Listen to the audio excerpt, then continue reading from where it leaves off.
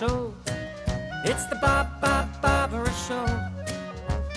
Coming your way with a smile today. Down the humorous path with a lark and a laugh. It's the Barbara Show. The Barbara Show. Welcome to Humorous Adventures with Barbara. Well, welcome again to the Humorous Adventures with Barbara. Today's show is about, I believe things happen for a reason. And I think when you're a college freshman, you're drawn to certain subjects, maybe by a certain professor. I had a psychology professor when I was a freshman who was very animated when he did his lectures. As a matter of fact, he would tell the tales of Jack and the Beanstalk, and then he'd retell it and say, this is what Freud thought what the beanstalk meant. And I'll let your imagination run with you there. However, even though I had a love for psychology, my mother said, get your degree in education because you can always fall back on it. And you know what? I've always listened to my mother, and it's always been right. Thanks, Mom. So I get my degree in education, and then once I graduated, as I've mentioned in earlier shows, since my parents moved to a warmer climate in La Jolla, I moved to La Jolla. And I got a studio apartment, and you know, I had saved some money back east. It was great. But then I kept withdrawing money, and I couldn't go to school full time and keep the La Jolla studio. So I had to go and get a job that would let me leave on Tuesdays and Thursdays from 3 to 10.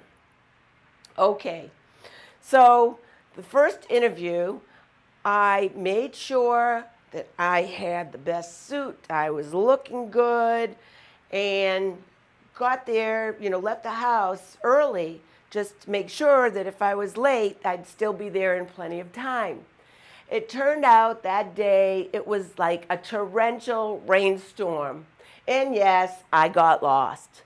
So as I'm at a stoplight this way, cars were stopped that way, and I thought, here's my chance. I'll roll down the window and ask this guy, to help me out with the directions.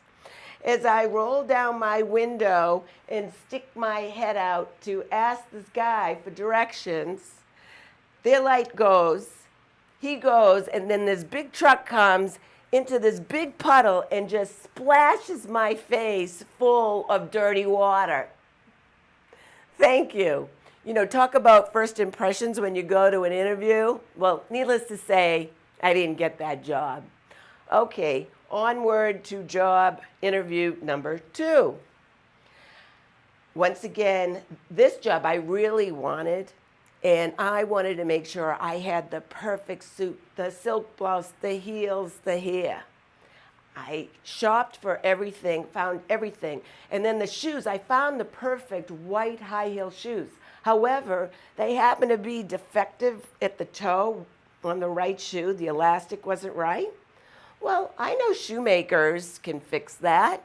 So I buy the shoes because I had to have them, bring them to a shoemaker. He stitches up the elastic. They're as good as new.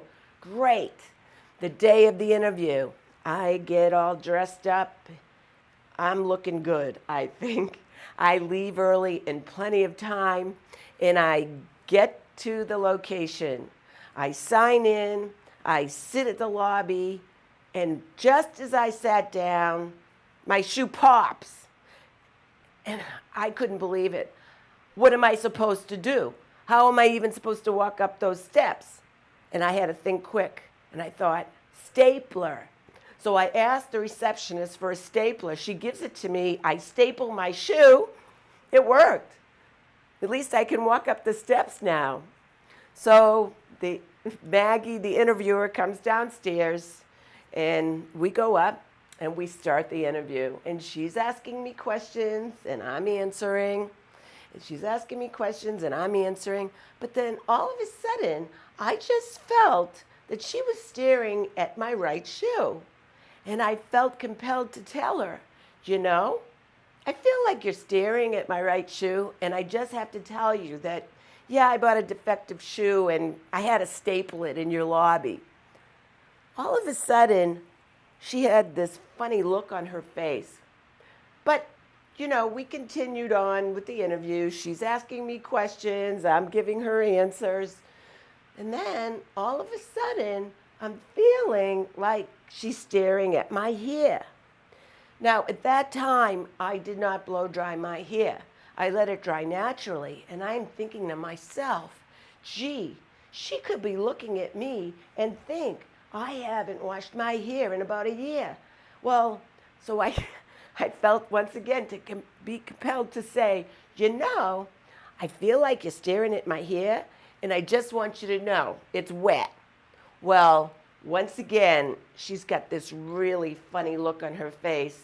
And I'm thinking to myself, you know how cartoons are where there's this bubble?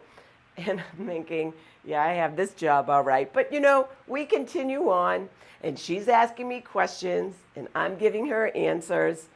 And then the interview was over, and she said to me, this was a Friday, I'll let you know on Monday whether you got the job or not.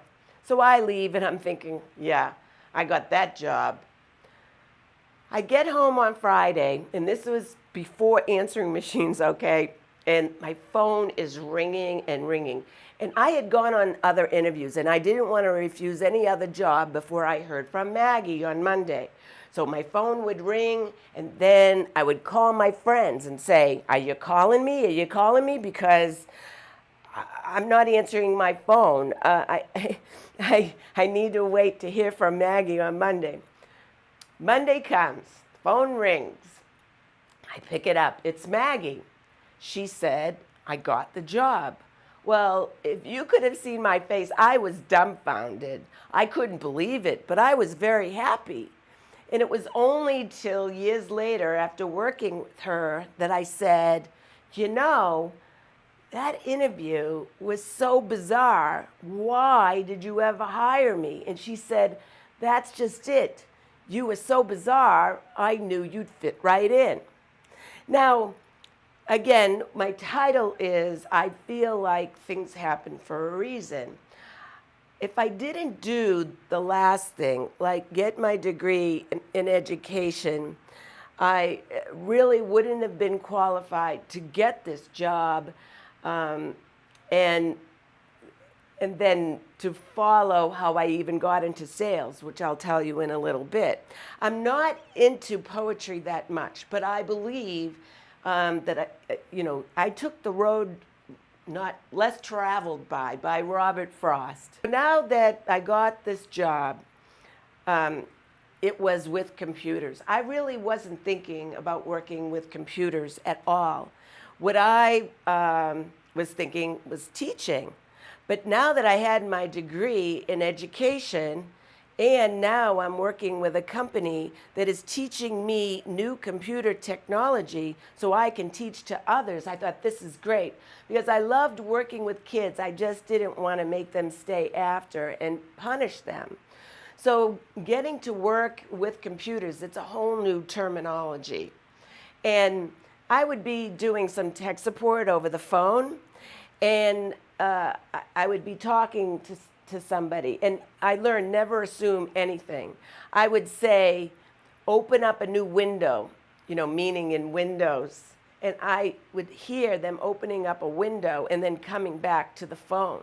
Or, if you load a program and then the computer screen says press any key, they'd say, where is the any key? And I'd be like, oh, I can't believe it. But now that I got into computers, I felt that this was really for me. Now, in the demo room, when you set up different computers to show people how the software works, usually the demo room, or at least this demo room in this particular office, was dimly lit. And I was working with a fellow employee to pull in the cables and make sure the equipment was working. And so he is on the floor, and I'm in the back, And he says, "Is it in?" And I'm like, "Well, I think it's in, but I can't feel it." Now, people were walking by, and if you didn't know what we were doing, you might think we were doing something else. So it was kind of pretty embarrassing. Another time, because another computer teacher quit, I was sent to learn basic programming, and I'm sitting in the classroom, and the professor gets up and says, "You know, I don't feel right unless I do 100 lines of Coke every night." And I'm thinking to myself, this is a professor standing in front of all these people and saying he doesn't feel right unless he does 100 lines of Coke every night. What he said was, "I don't feel right unless I do 100 lines of code every night." Now, working again with a computer company, there was a video that they wanted to do with a scanner. And so they hired me as the actress, but only for my hand. And basically what the video was a picture of my hand going in, maybe putting in a piece of paper, my hand coming away, my hand pressing the start button. So they actually had makeup people just doing the one hand with the nails and checking out the lighting just to make sure it looked right. So when I played this video for my family, my brothers once again said, "Oh, put that hand on pause. You didn't even have to tell us that was your hand. We would know that hand anywhere." If anybody wants to see that video, I think I have it somewhere. Now, a lot of people say to me, "How did you ever get into sales?" Because I went from the love of psychology to listening to my mother saying, "Get your degree in education," to then doing tech support over the phone. And then what I was doing was going around with the salespeople, doing all the demonstrations, and also doing training for people once they bought the software. Well, the VP of the company said to me, he said, "Barbara, listen, I see what you do. You're pretty much selling the software for these sales guys. Why don't you go into sales?" I was like, oh, no. That's scary. You know, I don't want to do it. But the one thing that I so appreciate is how people may see something in you that you don't see yourself and give you a net to fall back on just to make you feel safe to take that next step forward. And I've had those people in my life all along. So the VP said to me, "Listen, you try sales, and if you don't like it, you can always get your old job back. That job that you have right now is for you." That gave me the courage to take that next step forward into sales, and go figure. I'm in sales now, and I love it. And I had this boss, and he would say to me, well, his office was ahead of mine in the building. So when I would come into the building and I'd come into my office, he was over here. And he would always say, "I can hear you and smell you before I see you." And then other people would say, "Whoa, what's that all about?" He goes, "But that's a good thing." And basically what he meant is that I tend to talk loud so he can hear me. And at that time, I liked to really spritz the perfume so he could smell me before he saw me. Well, anyway, I would just like to say once again, thank you very much for joining me on the Humorous Adventures with Barbara.